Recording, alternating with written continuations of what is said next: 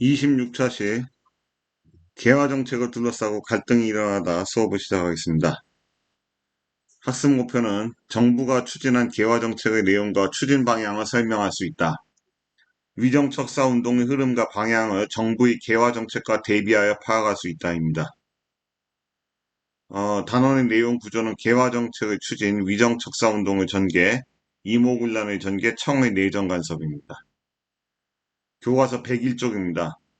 개화 정책을 둘러싸고 갈등이 일어나다. 오른쪽 그림은 1876년에 일본에 간 제1차 수신사 일행이 요코하마역으로 가는 모습을 지어차 파견된 런던 뉴스의 화가가 그린 것입니다. 고종은 수신사 파견 전에 김기수를 만나 들을 만한 모든 일은 하나도 빠뜨리지 말고 반드시 기록해오라고 거듭 당부하였다고 합니다. 일본에 도착한 수신사 일행은 일본의 주요 인사를 만나고 근대 시설을 살펴본 후 돌아왔습니다. 조선 정부의 개화 정책에 여러 세력은 어떻게 대응했을까요? 본문을 보도록 하겠습니다. 개화 정책의 추진. 강화도 조약 체결 직후에요. 조일소 조교 체결 직후 일본에 보낸 이제 사신단을 이전에는 통신사라고 불렀죠. 조선 후기까지는 통신사라고 부르지 않고 이제 수신사라고 부릅니다. 수신사를 파견하여 일본의 근대화에 필요한 기술과 정보를 일본으로부터 이제 조사하고 돌아오도록 했어요. 공식적인 외교사 집단이 수신사입니다. 그래서 1차 수신사가 김기수가 수신사 대표였어요. 일본의 근대 시설을 시찰했고 76년에 그리고 일본과의 조약 개정을 위해 파견된 2차 수신사 김홍집 일행은 이 조일소 조교 개정을 하지 못하지만 일본의 발전상을 살펴보고 돌아왔어요. 2차 수신사. 2차 수신사 김홍집이 가지고 온 책이 바로 조선 책략이었죠. 이것이 미국과 수교하는 데 영향을 주었다 이거죠. 조선 정부는 이들의 시차 의견을 바탕으로 대외관계의 변화에 대응하고 근대 문물을 수용하기 위해서 적극적으로 이제 근대화 정책, 서구 문물을 수용하는 정책을 개화 정책이라고 하죠. 서양 문물을 수용하는 정책. 이 개화 정책을 총괄하는 통리기무하문을 설치합니다.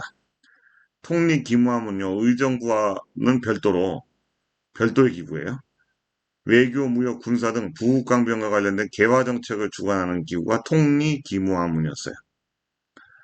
이 그 통리기무하문은 이모군란 때 흥선대원군이 폐지시켰습니다. 그때까지만 해도 지금 한 2년간 존속했던 기구죠. 또한 이제 군사제도를 개편해서 90군대인 5군형을 무위형과 장어형 2개형으로 통합을 해버리고 일본인 교관의 훈련을 받는 새로운 신식군대를 만들었어요. 그 신식군대 이름이 별기군입니다.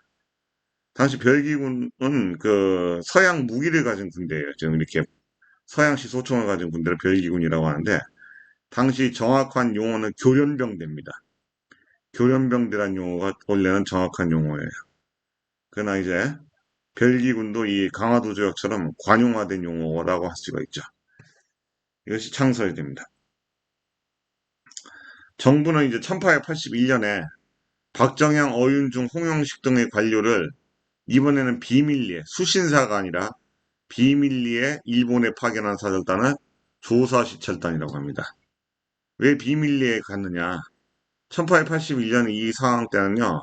정부의 개화 정책에 반발하는 여론이 많았어요. 특히 위정척사 운동 세력들이 들고 일어나서 정부에 막 상소를 올리고 반발을 하니까 정부가 이걸 이제 무마시키고 그냥 당시 여론의 눈치를 보면서 비공식적으로 일본에 보내서 일본의 제도와 법률, 공장 등을 조사하고 고종에게 보고서를 올리도록 개화 정책의 자료로 삼도록 조사시찰단을 보냈죠.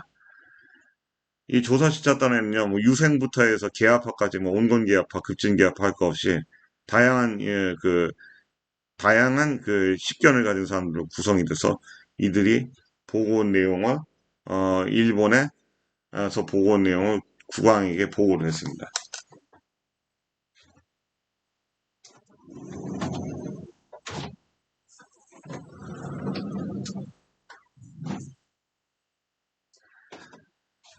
이와 더불어 정부는 이 어디에 청나라에 김윤식을 보냈어요. 온건계합파인 김윤식.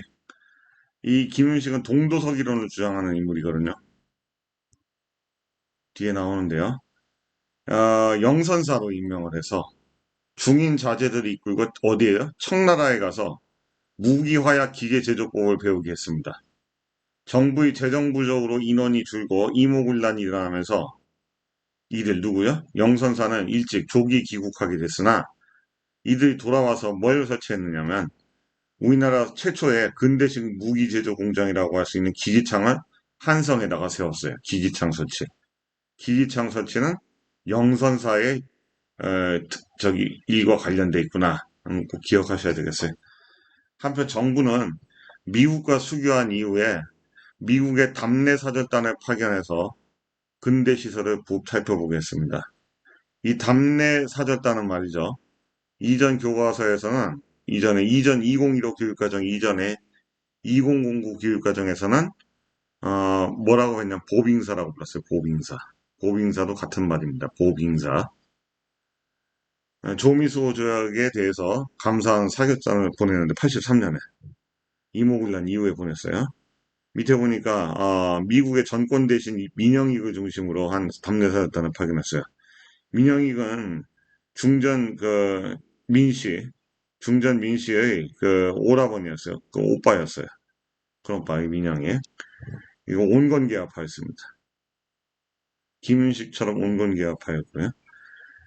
근데 이 사절단을 구성할 당시 통역을 담당할 사람이 필요해서 청의 통역관인 중국인 오례랑을 영어와 중국어 통역으로 뽑았고, 그 다음에 청의 중수학당에서 유학하여 중국어와 영어에 능통했던 고영철도 이렇게 사절단에 포함시키고, 사절단 일행은 일본에 한 달간 머무르면서 미국에 갈 준비를 했는데, 이때 주일 미국 공사관으로부터 미국까지 일행을 안내할 사람을 보내겠다는 제안을 받아서 미국인 선교사 퍼시벌 로에를 한국을 굉장히 좋아했던 인물인데 퍼시벌 로에를 이렇게 이 보빙사에 포함시켰고요.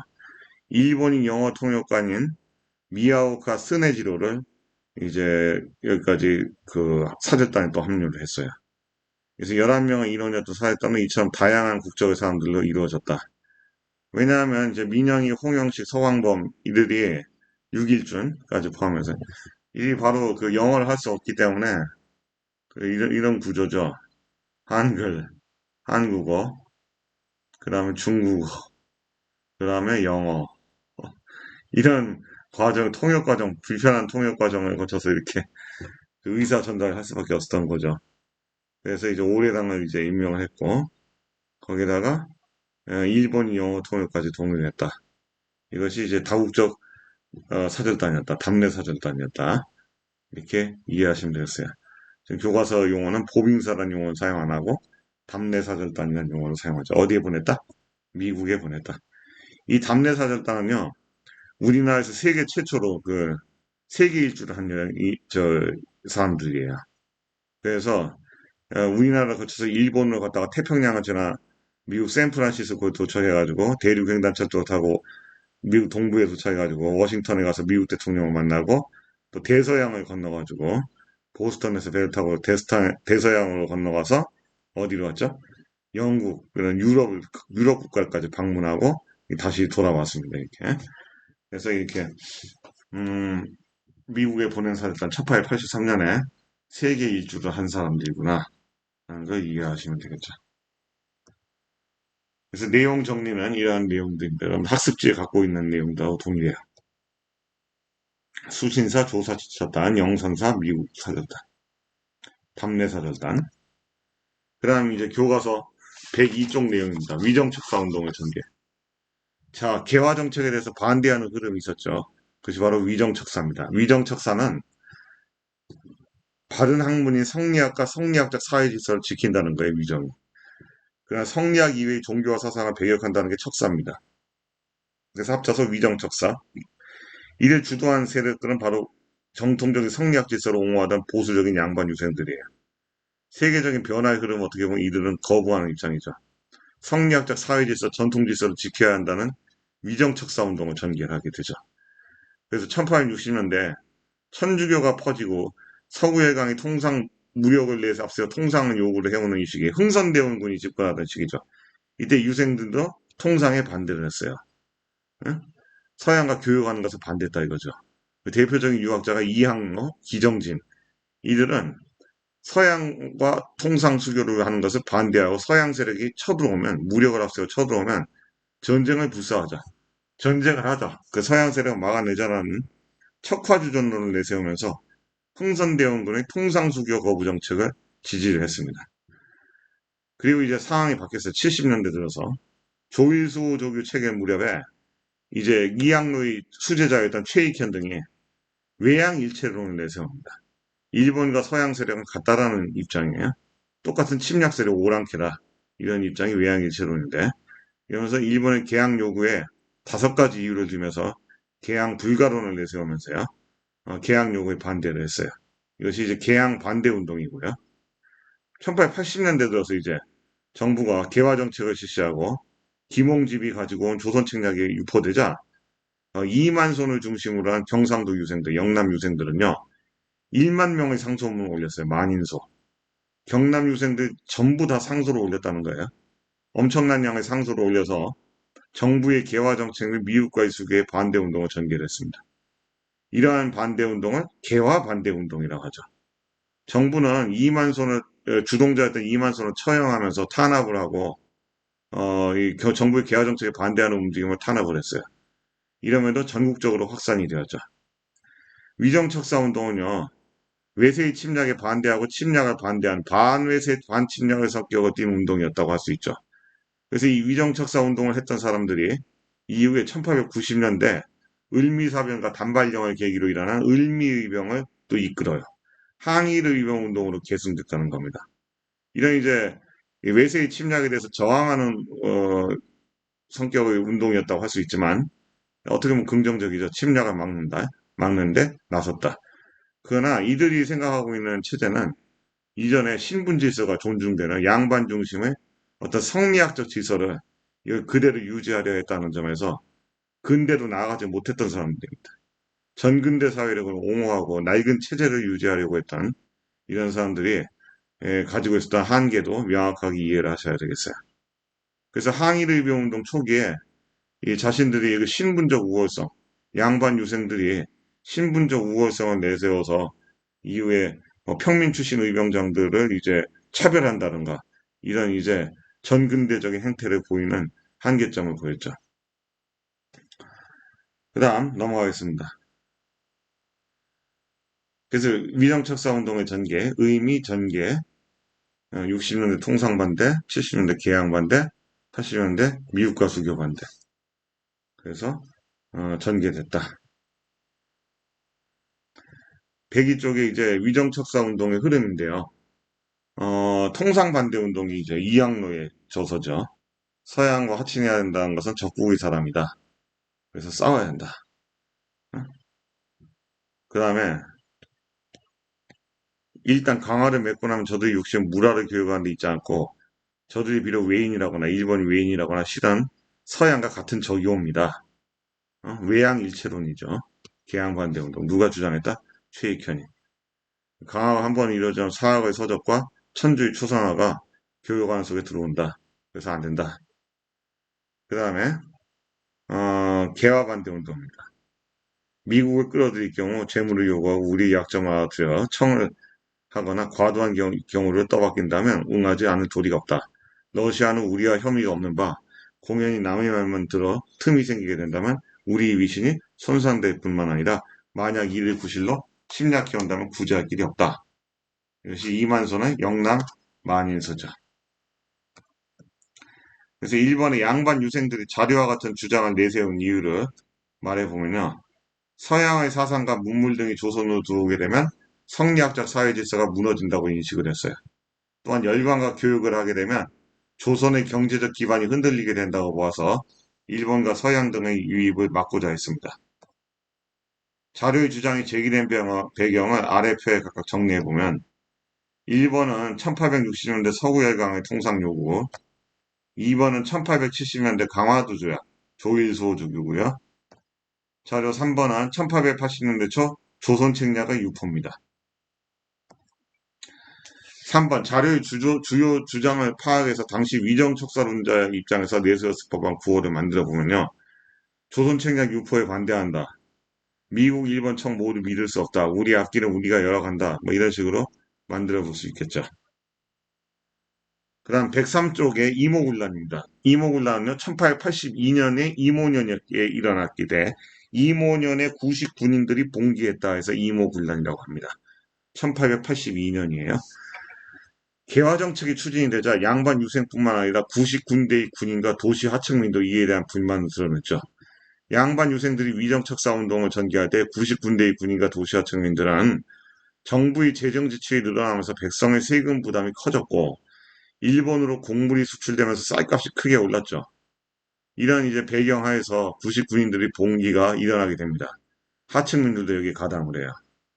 이로 인해 도시 하층민의 생활이 더 어려워졌죠. 물가가 오르니까요. 물가가 상승하니까 하층민의 생활은 더 어렵게 됐죠. 99군대는 군제 개편 이후에 설립된 신식 군대인 별기군, 즉 교련병대에 비해서 낮은 대우를 받았어요. 차별을 받았답니다. 봉급도 13개월 만이나 줬어요. 밀렸어요. 엄청나게 밀렸습니다. 99인에 대한 처우가 얼마나 낮았는지 이해할 수 있죠. 그 13개월 만에 급료로 지급된 쌀에요. 겨와 모래가 섞여 있었어요. 이거 겨와 모래가 섞여 있으면 밥을 해 먹을 수 없습니다, 이거. 여러분 같으면 봉기 안 하겠어요? 선생님들하고 이 99인이었으면 이 겨와 모래를 지급한 이 선해청 관리들을 공격을 했을 겁니다.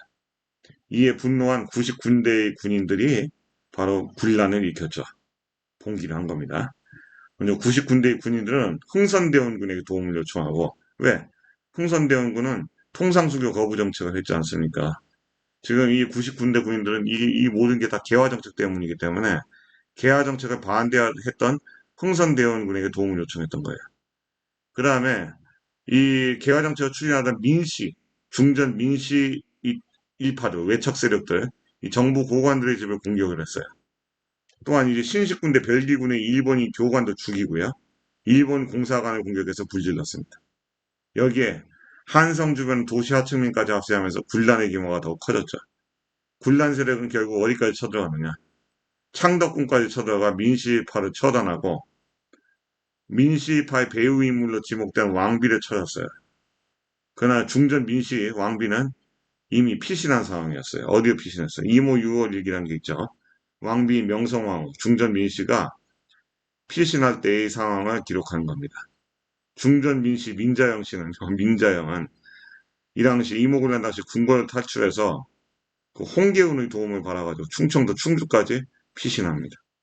이걸 기록한 거예요. 결국 이제 고종이 흥선대원군에게 자기 부인은 이제 도망쳤으니까 고종이 흥선대원군에게 군란의 수습을 맡깁니다. 그래서 흥선대원군이 권력을 장악하고 다시 일시적으로 재집권했어요. 먼저 통리기무하문하고 별기군을 폐지합니다. 그리고 오군영을 다시 회복을 시켰어요. 이렇게 개화 정책을 중단해버립니다.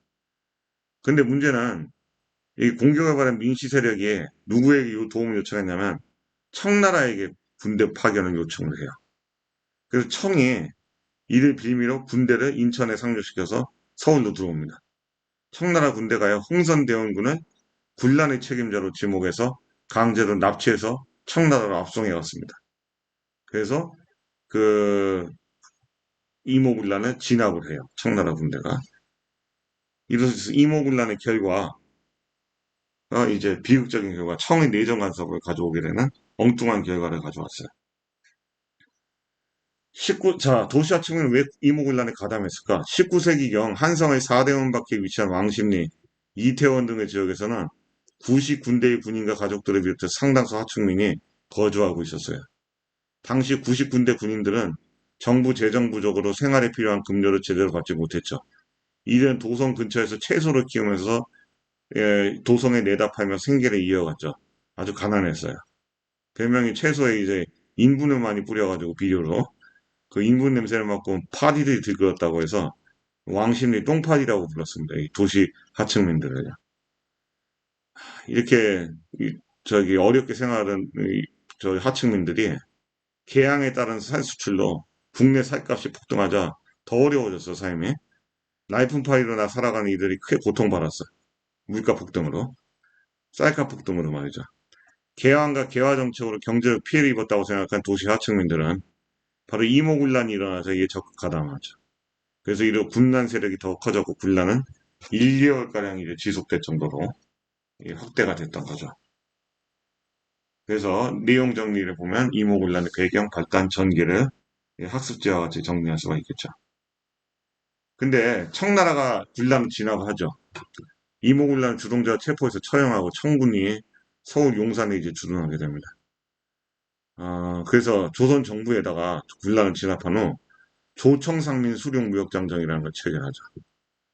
그래서 이건 뭐냐? 청나라 조선과 청의 상업에 종사하는 민간인들이 바다와 육지에서 지켜야 될 무역 규칙이죠. 이걸 체결한 다음에 청나라 상인들이요. 서울의 양화진하고 한성 여기에 들어와가지고 물건을 팔 수 있는 점포를 만들어서 개설해서 점포를 개설해서 상점을 개설해서 물건을 팔 수 있는 내지 통상권을 허용을 해줘요. 내지 통상권 허용. 이거 내지 통상권이라고 한다. 계양장 밖에서 들어와서 물건을 팔 수 있다. 이렇게 해서 청나라가 경제적 침투를 강화하게 되죠. 또 조선에 이제 서울 용산에 군대를 청나라 군대가 주둔시키고 마건상과 청나라 사람인데 마건상을 조선의 내정 고문해. 그 독일인 멜렌도르프라는 사람이 있어요. 멜렌도르프는 한글로 목인덕이라고 불리던 사람인데요. 이 독일인 멜렌도르프는 청나라를 위해서 일했던 자입니다. 그래서 이 멜렌도르프를 조선의 외교 고문에 앉혀서 조선의 내정에 간섭하도록 했던 거죠. 어떤 사건 이후에? 이모군란 이후에. 조청상민 수중무역장적 마건상 멜렌도르프 고문이 간섭했다. 기억하시면 되겠죠. 그다음 일본은 이모군란 때 공사관이 습격당했죠. 그래서 대규모 군대를 파견해서 인천에서 조선과 재물포 조약을 체결합니다. 이것도 강요해가지고 체결된 조약이에요. 내용은 오른쪽과 같죠. 금일부터 조선고 흉도는 이모군란 참여했던 사람들 아닙니까? 그래서 체포를 괴수를 엄중히 치조하고 처단한다. 그렇죠? 그 다음 일본군 관리를 보내 입회하 처단한다. 기란을 체포 좀 할때 일본국이 직접 처리하겠다. 이게 얼마나 황당한 거야. 제5조 일본 공사관에 군인 약관을 두어서 경비한다. 이 내용이죠. 이에 따라 일본은 조선의 배상금도 물리고 공사관을 호위한다는 구실로 이 땅 우리 한반도에 일본군이 한성에 주둔하는 결과로 가져온 조약이 재물포 조약입니다. 이모군란 후 체결됐다. 이걸 기억하시면 되겠죠. 이모군란은 엉뚱한 방향으로 전개가 됐죠. 그 이제 방향 원인이 바로 이 저기 99인들이 봉기를 피해서 피했던 중전 민씨파들이 청나라 세력을 끌어들이면서 가져온 비극적인 결과죠. 그래서 청의 내정 간섭 강화되고 일본은 재물포 조약을 통해서 일본군 주둔을 허용받게 된다. 이렇게 전개가 됐던 겁니다. 그래서 청의 내정 간섭 내용을 정리하면 되겠죠. 확인학습을 보시면요. 1870년대 최익현이 개항을 요구하는 일본이 서양과 더 없다는 외양일체론을 내세웠죠. 조선 정부는 근대음으로 수용하기 위해서 개화 정책을 총괄하는 통리기무함을 설치했습니다. 3-1 90군대의 군인들이 이모군란을 일으켜 정부 고관과 일본인 교관을 죽이고 일본 공사관을 습격했죠. 맞죠? 이모군란 이후 조선 정부는 일본과 한성조약은 갑신정변 이후에 체결한 조약이에요. 그래서 이거 한성조약이 아니라 인천 제물포에서 체결한 조약이다. 제물포 조약. 그래서 틀린 진술이 되겠습니다. 여러분들 학습지 37, 38차시 내용입니다. 1번 이전차시 진단표가 조선이 외국과 맺은 최초의 근대적 조약이자 불평등 조약은 조일수호조교죠. 조일수호조교의 관용적 용어는 강화도에서 체결됐다고 해서 강화도 조약이 되는 거죠. 조선이 최초로 수교를 맺은 서양 국가는 미국이죠. 조미소 동상조약. 그 다음 1번이 수신사가 되겠고요. 계엄정리 1번. 자료학습 1번은 바로 개화정책 총괄하는 기구가 바로 뭐겠어요? 여기에 통리기무하문이 되겠죠. 통리기무하문이 여기에 들어가 있고요. 두 번째, 신식군대인이 별기군, 이 교련병대가 2번에 들어가면 되겠죠. 그 다음에 성리학적 사회 질서를 지키고 성리학 이외의 사상과 종교를 배격한다. 이게 위정척사 운동이죠. 3번, 2번은 성리학. 3번은 재물포 조약이 되겠죠. 재물포 조약. 그다음에 자료학습 2번에 3번은 1870년대 외양일체론을 내세우면서요. 누가요? 최익현이. 일본은 서양과 같은 오랑캐들이다. 침략 세력이다. 보는 거죠. 외양일체론. 그렇죠? 그 다음에 이제 만인소. 만인소는 여기 개화정책, 미국과의 수교를 반대했다. 형성평가 1-1번. 박정영, 어윤중 등은 일본에 파견되어 근대 시설을 조사하는 1881년 조사 시찰단으로 갔죠.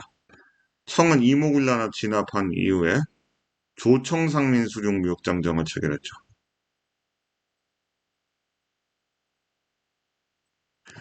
위정척사론자들에 대한 설명으로 옳은 거. 정부의 개화정책을 반대했죠. 반침략적 민족운동 전개했죠. 성리학적 질서 지켜야 된다고 주장했죠. 답은 3번 이은 디귿입니다. 서양의 문물과 사상을 수용하자고 주장한 거 틀리죠. 이거는 기역과 리을은요. 개화파에 대한 설명이죠. 개화파. 기역과 리을은 개화파에 대한 설명입니다. 3번 다음에 설명한 서적단 미국과 수교한 이후에 답례서적단을 보냈죠. 4번이 답이 되겠습니다. 답례서적단의 옛날 용어 보빙사예요. 보빙사. 그 다음 4번 이모군란에 대한 설명을 옳지 않은 것은 개화파가 주도하지 않았죠. 99인들이 주도했죠. 반정부 반외세 운동의 성격을 띄었다. 이거 맞죠. 청과 일본 군대가 조선에 주둔하는 계기가 됐죠. 90군대의 군인에 대한 차별이 원인 중 하나였죠. 민시 세력의 요청으로 들어온 청의 군대가 흥선대원군을 압송하고 반란을 진압했죠. 정답은 1번이 답이 되겠습니다.